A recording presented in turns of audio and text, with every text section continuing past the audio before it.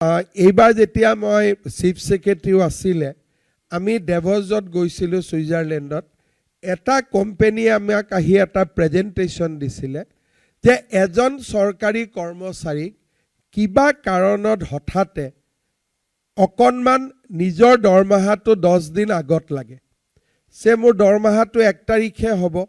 কিন্তু 25 তাৰিখে মোৰ দেউতাৰ বেমাৰ হ'ল বা 25 তাৰিখে মোৰ ল'ৰাটোক সাডেনলি তেওঁ কলেজত এডমিশন পাইছে তেওঁৰ ফিজটো আমি জমা দিব লাগে 1 তাৰিখে দৰমহা পামেই কিন্তু মোক 7 দিন 10 দিন আগত দৰমহাটো লাগে ৰাজস্থানত এটা নতুন তেওঁলোকে ব্যৱস্থা কৰিছে যে খুব কম ৰেট অফ ইন্টাৰেষ্টত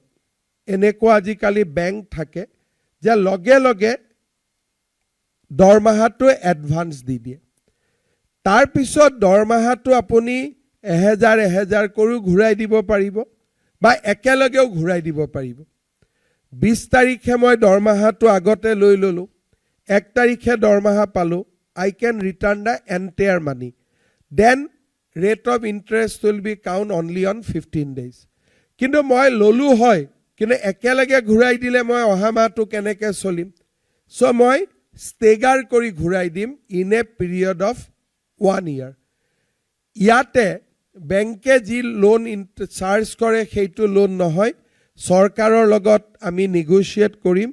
খুব কম ৰেট অফ ইন্টাৰেষ্ট হ'ব মেবি 1% যে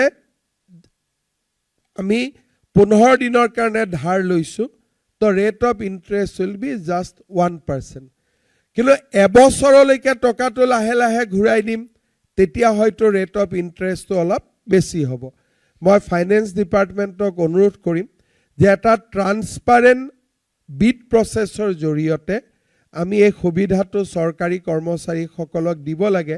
কাৰণ মই দেখিছো আৰু আমি নিজেও এইবিলাক এক্সপেৰিয়েন্স কৰিছো আমাৰ দেউতাহঁতে চৰকাৰত কাম কৰিছিলে 1 তাৰিখে দৰমহাটো আহিব কিন্তু টকাটো 20 তাৰিখে লাগে দাদাক হোষ্টেলত দিবৰ কাৰণে কাৰোবাৰ ওচৰত হাত পাতিব লাগে এই যে হাত পাতিলে মানুহৰ মাজত অব্লিগেশ্যনৰ সৃষ্টি হয় যে তোমাক মই বিপদৰ সময়ত টকাটো ধাৰ দিছিলো সো তুমি এই কামটো মোৰ কৰি দিয়া লিগেল হক ইলিগেল হক আৰু যেতিয়া মানুহৰ মনত অব্লিগেশ্যন থাকে তেতিয়া হলে মানুহৰ এটো সহজাত পবিত্ৰী মানুহজনে যাতে যেতিয়া হি মানসিকভাৱে হেঁচা দিয়ে তেতিয়া কিবা নহয় কিবা আমি ৰাস্তা উলিয়াব চেষ্টা কৰো যে মানুহজনক আমি কেনেকৈ সহায় কৰিব পাৰো আৰু তেনেকুৱা সৰু সৰু অব্লিগেশ্যন আমি মানাৰ কাৰণে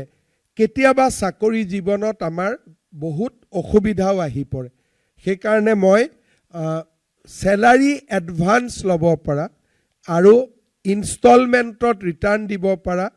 বা এতে গো ৰিটাৰ্ণ দিব পৰা এই স্কিমটো ইমপ্লিমেন্ট কৰাৰ কাৰণে অনুৰোধ কৰিম আৰু মোক যেটো ডেভছত প্ৰেজেন্টেশ্যন দিছিলে Rajasthan is already implemented the process আৰু লাষ্ট ইয়াৰ তেওঁলোকে 300 কোটি টকা এনেকে চৰকাৰী কৰ্মচাৰীয়ে এডভান্স ড্ৰ কৰিছে ঘূৰাই দিছে ড্ৰ কৰিছে ঘূৰাই দিছে the transaction was up to 300 crore আমাৰ কৰ্মচাৰী কম আছে আমাৰ ইমান নহব বাট এটলিষ্ট বিপদৰ সময়ত this will B A instrument য'ত নেকি চৰকাৰী কৰ্মচাৰীয়ে ইয়াক ব্যৱহাৰ কৰিব পাৰিব